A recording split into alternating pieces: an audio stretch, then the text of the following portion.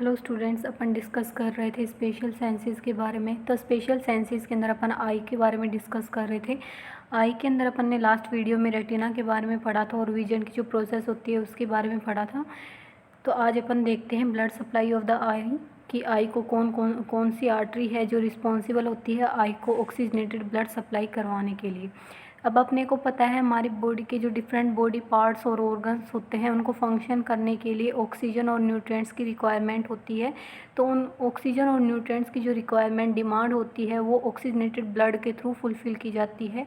और oxygenated blood की supply करने के लिए जो आर्टरी है वो रिस्पॉन्सिबल होती है। तो आज अपन देखते हैं कि कौन कौन सी आर्टरीज होती हैं जो कि आई को ऑक्सीजनेटेड ब्लड की सप्लाई करवाती है। इसमें देखते हैं arterial supply of the eye. Eyes are supplied by the ophthalmic artery, they are branches of internal carotid artery. Eyes को जो ऑक्सीजनेटेड ब्लड की सप्लाई करवाती है वो आर्टरी होती है ऑप्थेल्मिक आर्टरी। ऑप्थेल्मिक आर्टरी जो होती है वो इंटरनल कैरोटिड आर्टरी की ब्रांच होती है, इंटरनल कैरोटिड आर्टरी से निकलती है। इंटरनल कैरोटिड आर्टरी जो होती है वो ब्रेन के पास ऑक्सीजनेटेड ब्लड है वो लेके जाती है। इंटरनल कैरोटिड आर्टरी से निकलती है ऑप्थेल्मिक आर्टरी, जो कि अपनी दोनों आइज़ को ऑक्सीजनेटेड ब्लड सप्लाई करवाने के लिए रिस्पॉन्सिबल होती है। Ophthalmic artery gives many branches in the eyes which include ophthalmic. अब ऑप्थेल्मिक जो आर्टरी होती है उससे भी बहुत सारी ब्रांचेज निकलती हैं जो कि अपने आई के डिफरेंट पार्ट को ऑक्सीजनेटेड ब्लड सप्लाई करवाने के लिए रिस्पॉन्सिबल होती हैं। जिसमें अपन फर्स्ट देखते हैं central retinal artery. Central retinal artery जो होती है वो ऑप्थेल्मिक आर्टरी की ब्रांच होती है। ये जो आर्टरी होती है अपने आई का जो रेटिना पार्ट होता है उसको ऑक्सीजनेटेड ब्लड सप्लाई करवाने के लिए रिस्पॉन्सिबल होती है। रेटिना जो होता है अपनी आई का वो पार्ट होता है जहाँ पे अब रेटिना के अंदर ही क्या होते हैं, फोटो पिगमेंट सेल्स हैं वो प्रेजेंट होते हैं। इसलिए जो लाइट रेज हैं वो कहाँ पे आके फोकस करती हैं, रेटिना के ऊपर आकर है वो फोकस करती हैं। और जो विजुअल की जो प्रोसेस है वो अराइज होती है, वो अकर होती है। तो जो रेटिना को ब्लड सप्लाई करवाती है उस आर्टरी का नाम होता है सेंट्रल रेटिनल आर्टरी। उसके अलावा नेक्स्ट देखते हैं short and long posterior ciliary artery. Short and long posterior ciliary artery ये जो ब्रांच होती है वो सीलियरी बॉडी और आइरिस को ऑक्सीजनेटेड ब्लड सप्लाई करवाती है। ये जो होती है कोरोइड, आई का जो कोरोइड पार्ट होता है, कोरोइड पार्ट को भी ऑक्सीजनेटेड ब्लड सप्लाई करवाने के लिए रिस्पॉन्सिबल होती है। उसके अलावा नेक्स्ट ब्रांच देखते हैं anterior ciliary artery. Anterior ciliary artery जो होती है वो एक्स्ट्रा ओकुलर मसल्स को और जो आइरिस होती हैं उसको ऑक्सीजनेटेड ब्लड सप्लाई करवाने के लिए रिस्पॉन्सिबल होती हैं। अब आपको पता है एक्स्ट्रा ओकुलर मसल्स हैं वो भी पढ़ चुके हैं अपन, आइरिस के बारे में पढ़ चुके हैं। एक्स्ट्रा ओकुलर कितनी एक्स्ट्रा ओकुलर मसल जो होती हैं वो ऑर्बिटल कैविटी के अंदर ही प्रेजेंट होती हैं, लेकिन जो आई बॉल होती है उससे बाहर प्रेजेंट होती हैं। मेनली अपनी आइज़ के अंदर 7 एक्स्ट्रा ओकुलर मसल्स प्रेजेंट होती हैं, जिनमें से जो 6 एक्स्ट्रा ओकुलर मसल्स होती हैं वो अपनी आई की मूवमेंट के लिए रिस्पॉन्सिबल होती हैं।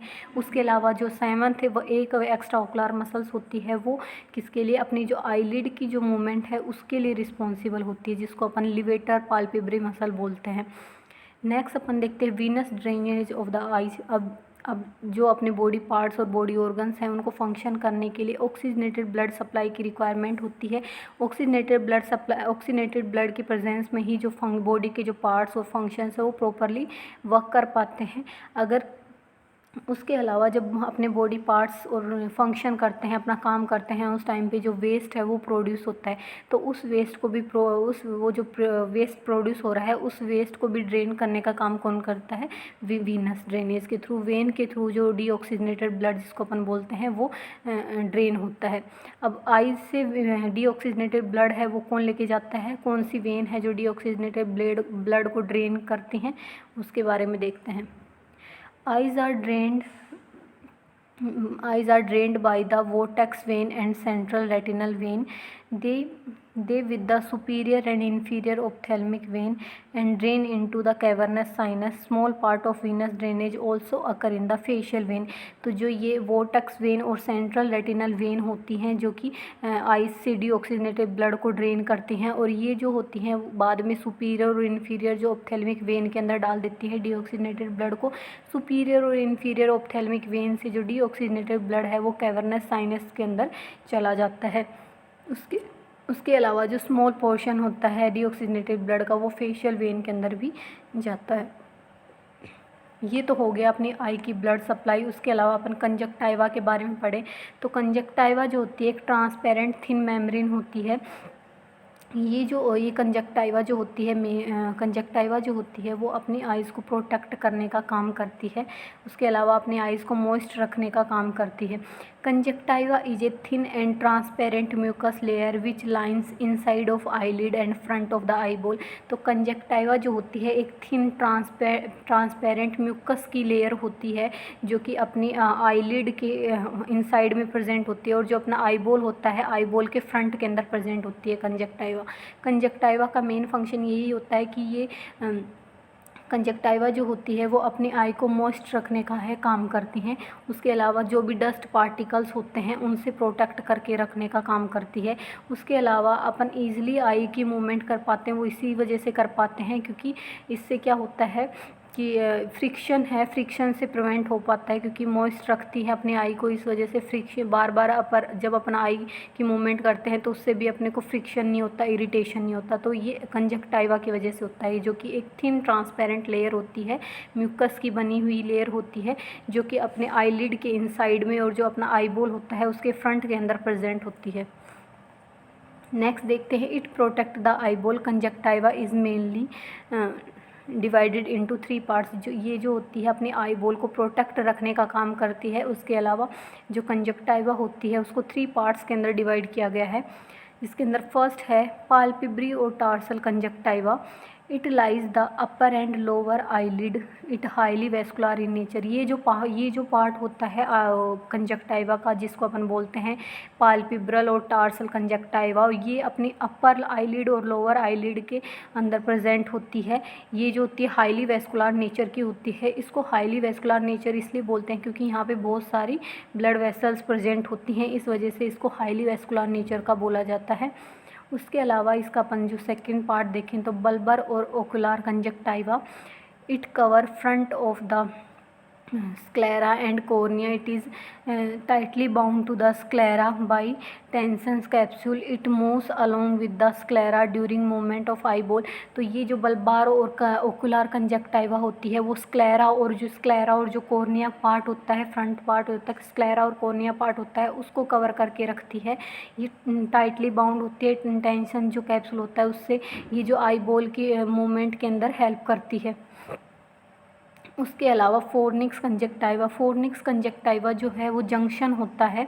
It forms the junction between the bulbar and palpebral conjunctiva. It is loose and flexible which allow the movement of conjunctiva. ये जो होता है जंक्शन होता है किसके, बल्बार और जो पाल्पेब्री कंजक्टाइवा होता है उन दोनों के बीच का जंक्शन होता है, उसको अपन बोलते हैं फोर्निक्स कंजक्टाइवा। ये जो होता है वो लूज और फ्लेक्सिबल नेचर का होता है, इस वजह से अपना आई की मूवमेंट है वो कर पाते हैं। ये तो हो गया इसके पार्ट्स के बारे में।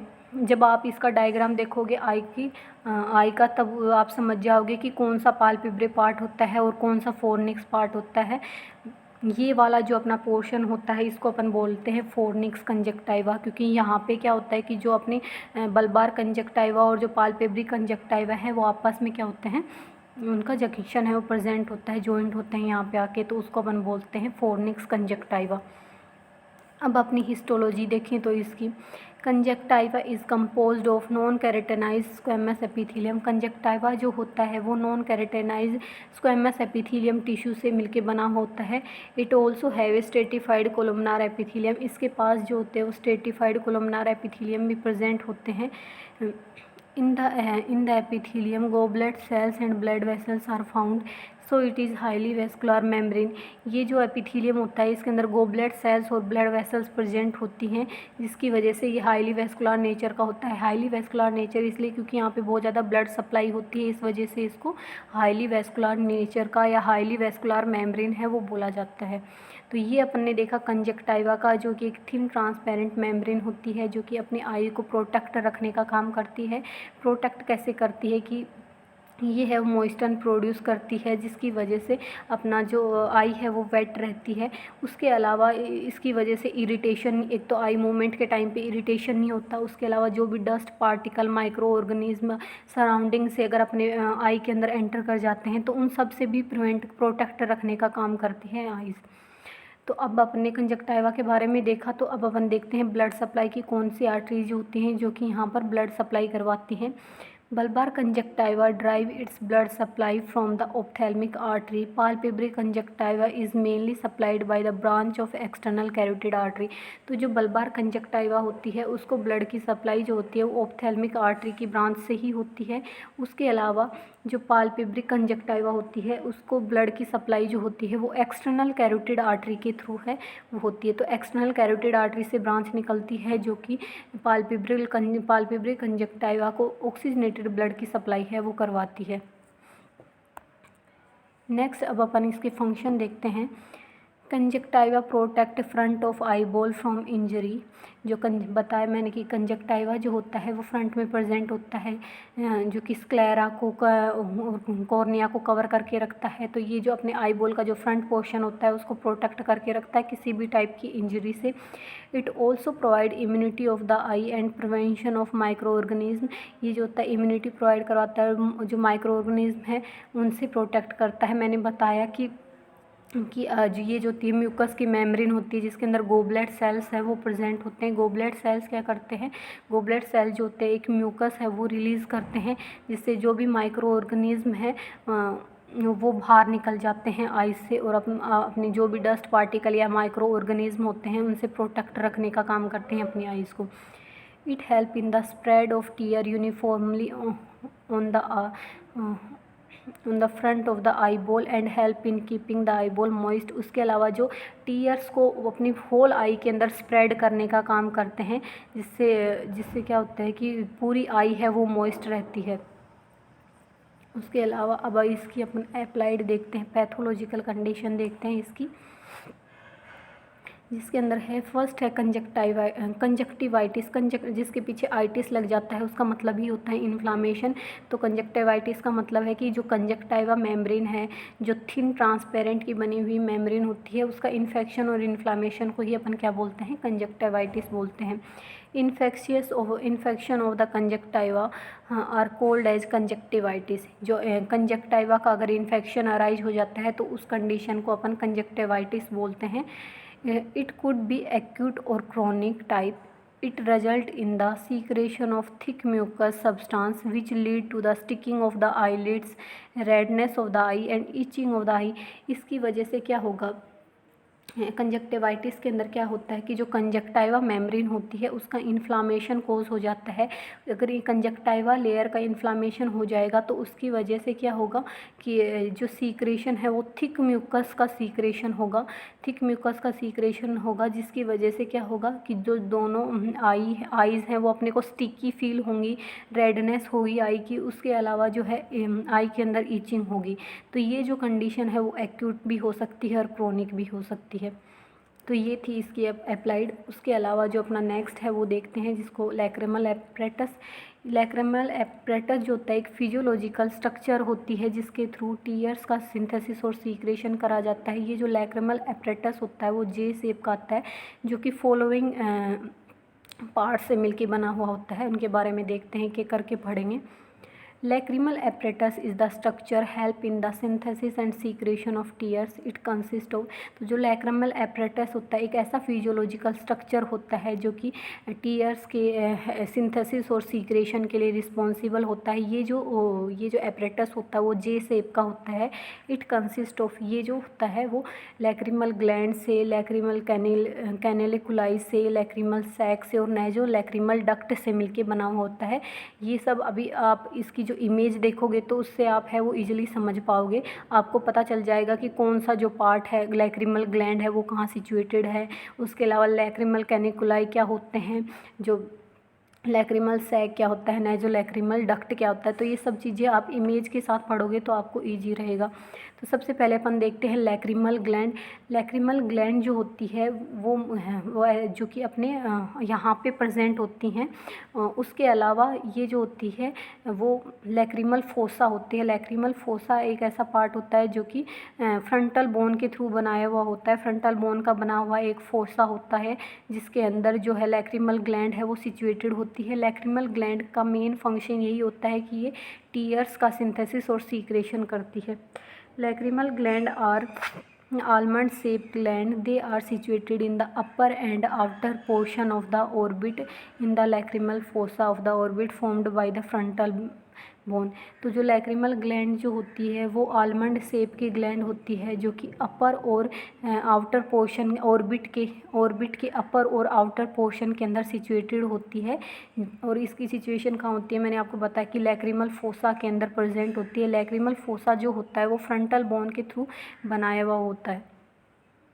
तो अपन लैक्रिमल ग्लैंड जो कि आलमंड शेप की ग्लैंड होती है जो कि ऑर्बिट के अपर, यहाँ पे ऑर्बिट के अपर एंड आउटर पोर्शन के अंदर सिचुएटेड होती है, लैक्रिमल फोसा के अंदर प्रेजेंट होती है। और लैक्रिमल फोसा जो होता है वो फ्रंटल बोन के थ्रू बनाया गया होता है।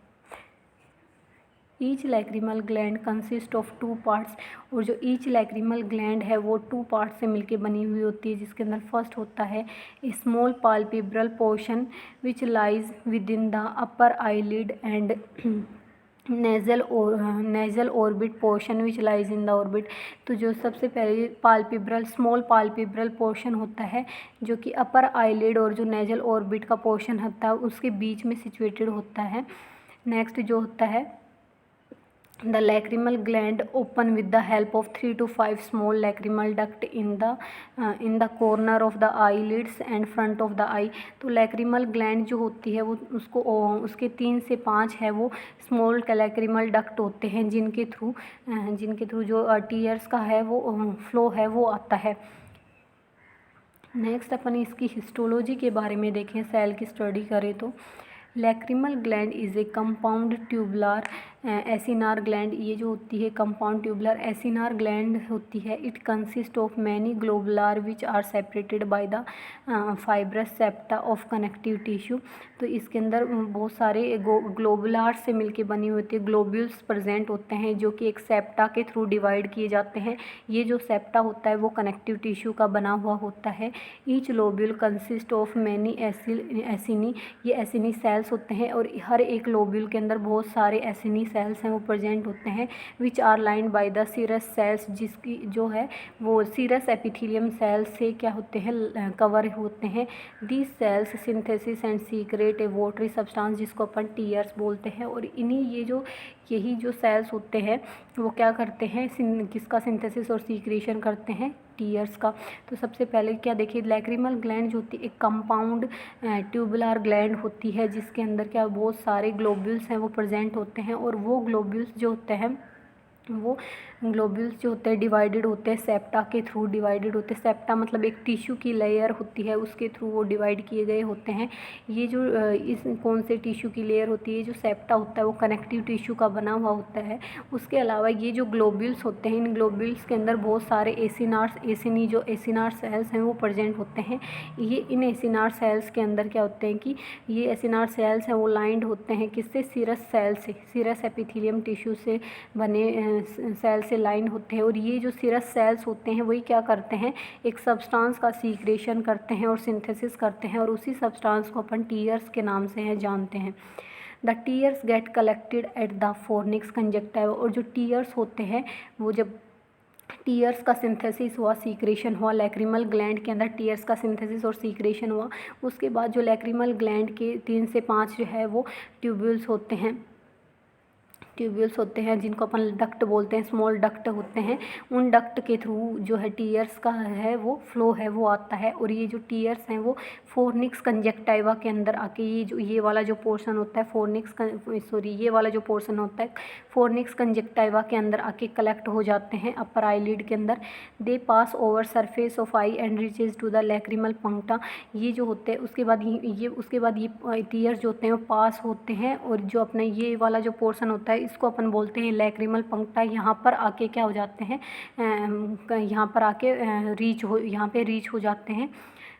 लैक्रिमल पंक्टा क्या होता है, they are small holes found at the inner corner of the eyelid. तो ये स्मॉल होल्स होते हैं जो कि अपने यहाँ इनर कॉर्नर, आईलिड के जो इनर कॉर्नर है वहाँ प्रेजेंट होते हैं। लैक्रिमल कैनिकुलाई, सबसे पहले क्या होता है कि लैक्रिमल ग्लैंड होती है। लैक्रिमल ग्लैंड क्या, जो कि एक आलमंड शेप की ग्लैंड होती है, वो क्या करती है, सिंथेसिस और सीक्रेशन करती है, किसका, टीयर्स का सिंथेसिस सीक्रेशन करती है। अब लैक्रिमल ग्लैंड के अंदर भी क्या होते हैं, ग्लोब्यूल्स प्रेजेंट होते हैं। उन ग्लोब्यूल्स के अंदर एसिनार सेल्स हैं वो प्रेजेंट होते हैं। वो एसिनार सेल्स के से क्या होता है, सिंथेसिस और सीक्रेशन होता है, किसका, टीयर्स का सिंथेसिस और सीक्रेशन होता है। अब जब टीयर्स का सिंथेसिस हो जाता है तो सिंथेसिस होने के बाद टीयर्स हैं वो जो स्मॉल डक्ट होते हैं उनके थ्रू आते हैं, और जो फोर्निक्स कंजक्टाइवा होते हैं वहाँ पे आके कलेक्ट हो जाते हैं और धीरे धीरे पूरी आई के अंदर क्या होते हैं, स्प्रेड होते हैं। उसके बाद स्प्रेड होते हुए जो लैक्रिमल पंक्टा होते हैं वहाँ पर पहुँचते हैं। उसके बाद क्या होता है, लैक्रिमल कैनिकुलाई। अब देखते हैं लैक्रिमल कैनिकुलाई है वो क्या होती है। These are two lacrimal canaliculi, superior और inferior, which collect the tears from lacrimal puncta, they drain them into the lacrimal sac. अब आप जब आप डायग्राम देखोगे तब आपका पता चलेगा कि लैक्रिमल कैनिकुलाई क्या होता है, लैक्रिमल पंक्टा क्या होता है। तो यहाँ से फिर दो डक्ट टाइप स्ट्रक्चर होती हैं, दो ट्यूबुलर स्ट्रक्चर होती है, जिनको सुपीरियर और इन्फीरियर, जिनको अपन लैक्रिमल कैनिकुलाई बोलते हैं। अब ये लैक्रिमल कैनिकुलाई भी दो होती हैं, जिसके अंदर एक होती है सुपीरियर लैक्रिमल कैनिकुलाई और दूसरी जो होती है इन्फीरियर कैनिकुलाई। ये जो होती है टीयर्स को क्या कर लेती हैं, ये टीयर्स को कलेक्ट करती हैं, कहाँ से, लैक्रिमल पंक्टा से कलेक्ट करती हैं।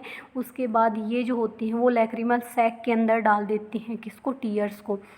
अब लैक्रिमल सैक क्या होता है, it is A dilated space, ये डायलेटेड स्पेस होता है above the nasolacrimal duct. जो नेजो लैक्रिमल डक्ट होता है उससे पहले प्रेजेंट होता है, नेजो लैक्रिमल डक्ट से पहले प्रेजेंट होता है एक डायलेटेड स्ट्रक्चर, उसको अपन बोलते हैं lacrimal sac. It collect the tears and drain them into the nasolacrimal duct. ये क्या करता है, टीयर्स को कलेक्ट करता है, और इसको टीयर्स को कलेक्ट करता है, कहाँ से कलेक्ट करेगा, लैक्रिमल कैनिकुलाई से टीयर्स को कलेक्ट करेगा और जो नेजो लैक्रिमल डक्ट होगा वहाँ पर डाल देगा, नेजो लैक्रिमल डक्ट के अंदर डाल देगा। अब नेजो लैक्रिमल डक्ट क्या होता है, it is about 5 centimetre long, thin tube like structure, it convey tears into the nasal cavity. अब ये जो नेजो लैक्रिमल डक्ट होता है वो 5 सेंटीमीटर लॉन्ग होता है। उसके अलावा एक थिन ट्यूबुलर स्ट्रक्चर होती है जो कि टीयर्स को नेजल कैविटी के अंदर डालने का काम करता है। तो ये अपन ने पढ़ लिया अपना लैक्रिमल एपरेटस, जिसका क्या काम होता है। लैक्रिमल एपरेटस, जैसे मैंने पहले भी बताया कि लैक्रिमल एपरेटस जो होता है एक जे शेप स्ट्रक्चर होता है, जिसके अंदर लैक्रिमल ग्लैंड आती है, लैक्रिमल सैक आता है, लैक्रिमल कैनिकुलाई आती है, उसके अलावा लैक्रिमल डक्ट आता है, फिर उसके बाद नेजो लैक्रिमल है वो डक्ट आता है। तो ये पूरा पोर्शन होता है जिसके अंदर सबसे पहले जो लैक्रिमल ग्लैंड होती है वो सिंथेसिस करती है, किसका, सिंथेसिस करती है किसका, टीयर्स का। टीयर्स का सिंथेसिस होने के बाद जो है टीयर्स हैं वो डक्ट की है, जो स्मॉल डक्ट होते हैं, स्मॉल डक्ट की हेल्प से जो ये वाला पोर्शन होता है अपना फोर्निक्स कंजक्टाइवा वहाँ पर कलेक्ट होते हैं। उसके बाद धीरे धीरे अपनी होल आई के अंदर स्प्रेड होते हैं। स्प्रेड होने के बाद जो अपना ये वाला यहाँ पर स्मॉल होल्स प्रेजेंट होते हैं, जिनको अपन लैक्रिमल पंक्टा बोलते हैं, वहाँ पे आके कलेक्ट होते हैं, और वहाँ से जो लैक्रिमल कैनिकुलाई सुपीरियर और इन्फीरियर लैक्रिमल कैनिकुलाई के अंदर जाते हैं। वहाँ से फिर जो लैक्रिमल सैक होता है, ट्यूब लाइक जो लार्ज पोर्शन होता है, उसके अंदर उसके अंदर हो जाते हैं टीयर्स। उसके बाद नेजो लैक्रिमल डक्ट के अंदर, और नेजो लैक्रिमल डक्ट इसकी हेल्प से जो टीयर्स हैं वो पहुँचते हैं नेजल कैविटी के अंदर। अब अपन पढ़ते हैं टीयर्स के बारे में। टीयर्स होते क्या हैं, tears are thin watery substance of the lacrimal gland. जो टीयर्स होते हैं वो थिन वोटरी सब्सटेंस होता है, किसका, लैक्रिमल ग्लैंड का। Lacrimation is the process of secretion of tears, और लैक्रिमेशन एक प्रोसेस होती है जिसके अंदर टीयर का सीक्रेशन होता है। ये किस किस चीज़ों से बना होता है टीयर, वो देखें तो वाटर से बना होता है, सोल्ट से, जिसके अंदर सोडियम एंड पोटेशियम आते हैं। एंटीबॉडीज़ प्रेजेंट होते हैं, इसीलिए जो टीयर्स हैं वो प्रोटेक्ट करते हैं अपनी आई को किसी भी माइक्रो ऑर्गेनिज्म से। लाइजोजाइम्स हैं वो प्रेजेंट होते हैं, म्यूकस प्रेजेंट होते हैं। अब देखते हैं टीयर्स हैं वो कितने टाइप के होते हैं। मेनली 3 टाइप के टीयर्स होते हैं जो कि अलग अलग कंडीशन के अंदर प्रेजेंट होते हैं, वो देखते हैं अपन। टीयर्स के टाइप देखते हैं, जिसके अंदर सबसे पहले बताया गया है कि बेसल टीयर्स। बेसल टीयर्स क्या होता है? Basal tears are helpful in keeping the cornea wet, moist and nourished. They help cleaning the eyes and also remove the dust particle. तो जो बेसल टीयर जो होते हैं वो हेल्पफुल होते हैं, अपनी जो कॉर्निया, अपना जो आई होता है उसको मॉइस्ट रखने का काम करते हैं बेसल टीयर्स, या नरिश्ड रखते हैं, मॉइस्ट रखते हैं। उसके अलावा अपनी आईज़ की क्लीनिंग के लिए रिस्पॉन्सिबल होते हैं, जैसे कोई भी डस्ट पार्टिकल्स वगैरह अपन आई के अंदर एंटर हो गया तो उनको रिमूव करने का काम करते हैं ये बेसल टीयर्स। की नॉर्मली पर ये जो टीयर्स होते हैं कि जो नॉर्मली जो मॉइस्चर प्रेजेंट होता है अपनी आई के अंदर वो बेसल टीयर्स होते हैं। रिफ्लेक्स टीयर्स क्या होते हैं? They appear after irritation of eye by foreign body और presence of irritant and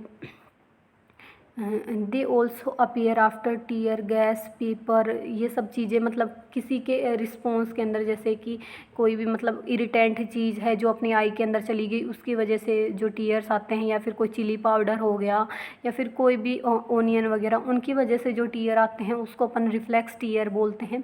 psyche tier जो होते हैं वो इमोशनल टीयर्स होते हैं, कि कोई भी इमोशनल सिचुएशन के अंदर जब टीयर आते हैं तो उसको बोलते हैं psychic tears. They occur due to strong emotional sensation. जब स्ट्रॉन्ग इमोशनल सेंसेशन की वजह से जो टीयर्स आते हैं उनको अपन साइकी टीयर्स बोलते हैं। Function of tears, they keep wet and moist. ये जो अपने आईज़ हैं उनको वेट और मॉइस्ट रखने का काम करते हैं। They keep the eye clean, eye को क्लीन रखते हैं। They help in removal of foreign body like dust from the eye. तो ये फंक्शन होते हैं टीयर्स के, कि मॉइस्ट रखते हैं, उसके अलावा कोई भी फॉरेन बॉडी के रिमूवल में हेल्प करते हैं, क्योंकि टीयर्स के अंदर क्या होती है, एंटीबॉडीज़ प्रेजेंट होती हैं, इसलिए माइक्रो ऑर्गेनिज्म से भी प्रोटेक्ट रखने का काम करते हैं टीयर्स। अप्लाइड देखें तो जिसके अंदर सबसे पहले है ड्राई आई सिंड्रोम, जिसके अंदर lack of tears make the eyeball dry and rough. It is called as dry eye syndrome. Dry eye syndrome नाम से पता चल रहा है, अगर आई के अंदर टीयर्स की कमी हो जाएगी, अगर टीयर्स का प्रॉपर सिंथेसिस नहीं हो रहा तो उसकी वजह से जो अपनी आई बॉल होगी वो ड्राई और रफ़ हो जाएगी, जिसकी वजह से बहुत सारी प्रॉब्लम है वो अराइज हो जाएगी, तो उसको ड्राई आई सिंड्रोम बोलते हैं। This is characterised by dryness, roughness and burning of eye and I become red. इसके अंदर क्या होगी, ड्राइनेस फील होगी, रफनेस फील होगी, उसके अलावा जो आई है वो रेड हो जाएगी। यूफोरिया, एपिफोरिया क्या होता है? Excessive secretion of tear is called epiphora. अगर टीयर्स का एक्सेसिव सीक्रेशन और सिंथेसिस हो रहा है तो उस कंडीशन को अपन बोलेंगे epiphora. It may occur due to over production of tears as blockage in the nasolacrimal duct. It is characterized by watering of eyes, vision etcetera. कि एपिफोरिया एक ऐसी कंडीशन होती है जिसके अंदर जो टीयर्स का है वो एक्सेसिव सिंथेसिस और सीक्रेशन हो रहा है, उसके अलावा अगर नेजोलैक्रिमल डक्ट है उसका ब्लॉकेज हो गया तो उसकी वजह से जो टीयर्स हैं वो आइज़ के अंदर ही प्रेजेंट रहेंगे ज़्यादा से ज़्यादा, इस वजह से भी क्या होगा, एपिफोरिया है वो अराइज होता है। अब डेक्रोसिस्टाइटिस क्या होती है? डेक्रोसिस्टाइटिस एक ऐसी कंडीशन होती है जिसके अंदर लैक्रिमल ग्लैंड का इन्फ्लामेशन हो जाता है, तो लैक्रिमल ग्लैंड के इन्फ्लामेशन को अपन बोलते हैं डेक्रोसिस्टाइटिस।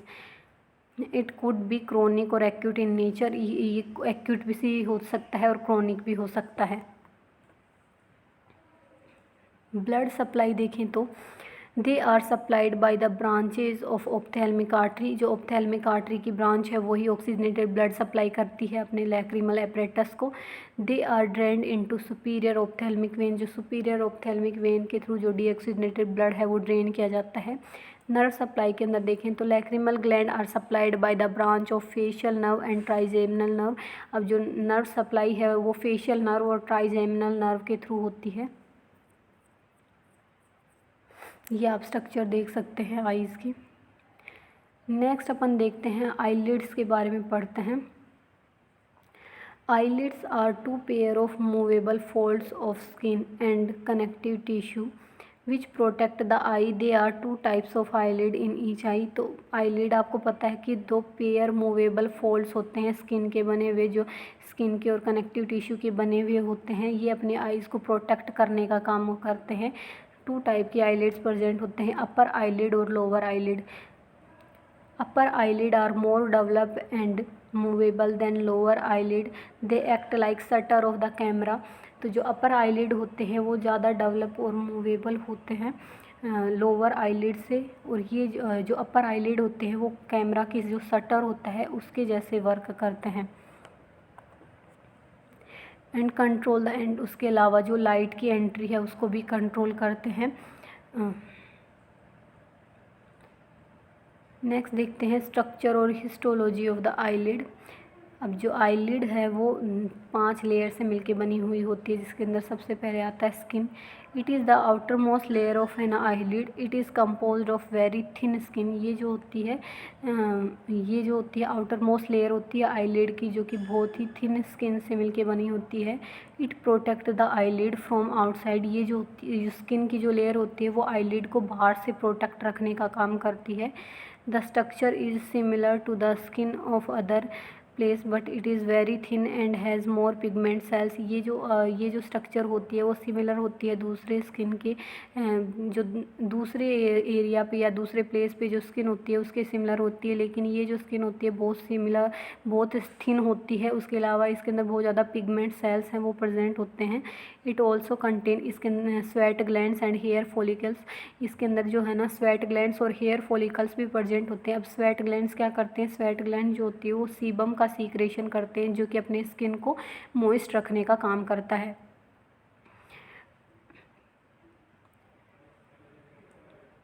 It also contain the numerous sebaceous gland which secrete oily secretion।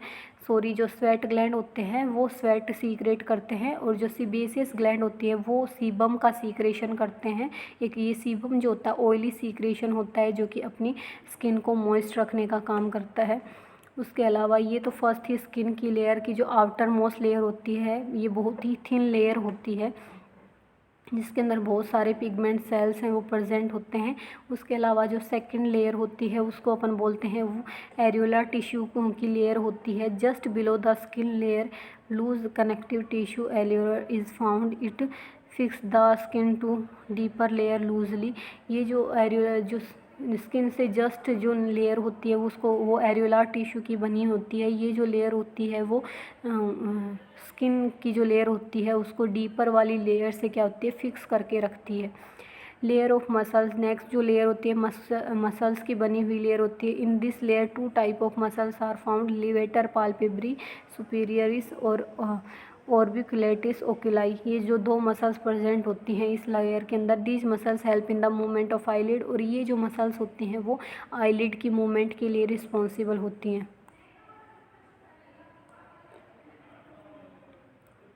Levator palpebrae superioris is mainly developed in the upper eyelid. It is supplied by the branch of ophthalmic division of trigeminal nerve। तो जो levator palpebrae superior जो muscle होती है वो अपर eyelid के अंदर develop होती है। इसकी जो नर्व सप्लाई होती है वो ऑप्थेल्मिक डिवीजन से ट्राइजेमिनल जो नर्व होती है उसके थ्रू होती है। जो levator palpebrae superior मसल्स भी वहन connect it retract the eyelid upward. ये जो आईलिड की अपवर्ड मूवमेंट के लिए रिस्पॉन्सिबल होती है। Contraction of orbicularis oculi muscle close the eyelid, और जो ऑर्बिकुलरिस ओकुलाई मसल जो होती है उसका कॉन्ट्रैक्शन है वो आईलिड को क्लोज करने के लिए रिस्पॉन्सिबल होता है। तो जो लिवेटर पाल्पेब्री मसल्स होती हैं वो अपने आईलिड को अपवर्ड मूवमेंट के लिए रिस्पॉन्सिबल होती है, और जो ऑर्बिकुलरिस ओकुलाई मसल जो होती है वो आईलिड की जो अपनी आई होती है उसको क्लोज करने के लिए रिस्पॉन्सिबल होती है। जो 4th लेयर होती है उसको अपन बोलते हैं tarsal plate. It is a thin sheet of dense connective tissue. ये जो होती है थिन डेंस कनेक्टिव टिश्यू की लेयर होती है। It is more develop in the upper eyelid, ये ज़्यादा अपर आईलिड के अंदर प्रेजेंट होती है। It consist of many tarsal gland, they are formed after the tear formation of sebaceous gland and help in the secretion of oily substance sebum। तो जो tarsal plate के अंदर बहुत सारी जो सीबेसियस ग्लैंड प्रेजेंट होती हैं, जिसकी वजह से ऑयली सीक्रेशन है वो सीक्रेट होता है। It secreted at the margin of the eyelid which help in the with the help of small duct during blinking action। It spread evenly on the from eyeball to the prevent it drying. तो जब है ना ये जो होती है वो margin के ऊपर, आईलिड की जो मार्जिन होती है वहाँ पे प्रेजेंट होती है। जब अपन आई ब्लिंक करते हैं तो उस टाइम पे ये जो सीक्रेशन होता है वो अपनी पूरी आई के अंदर स्प्रेड हो जाता है और आई को ड्राई होने से प्रिवेंट करता है। नेक्स्ट और जो लास्ट लेयर होती है वो कंजक्टाइवा होती है, जिसके बारे में अपन पढ़ चुके हैं। It is the innermost layer of eyelid. It is called as palpebral conjunctiva. It is continuous with the fornix conjunctiva. तो जो पाल्पेब्रल कंजक्टाइवा जो लेयर होती है वो 5th लेयर होती है इसकी। तो ये जो होती है कंटिन्यूस होती है किससे, फोनिक्स कंजक्टाइवा से। तो ये अपन ने आज पढ़ा। In our body blood supply to the eyelid और by the anastomosis of lateral and medial palpebral artery. तो इसको ब्लड सप्लाई करवाने के लिए लेटरल और मीडियल जो पाल्पेब्रल आर्टरी है वो रिस्पॉन्सिबल होती है। आज के लिए बस इतना ही। आई होप कि आपको समझ में आया होगा। Thank you.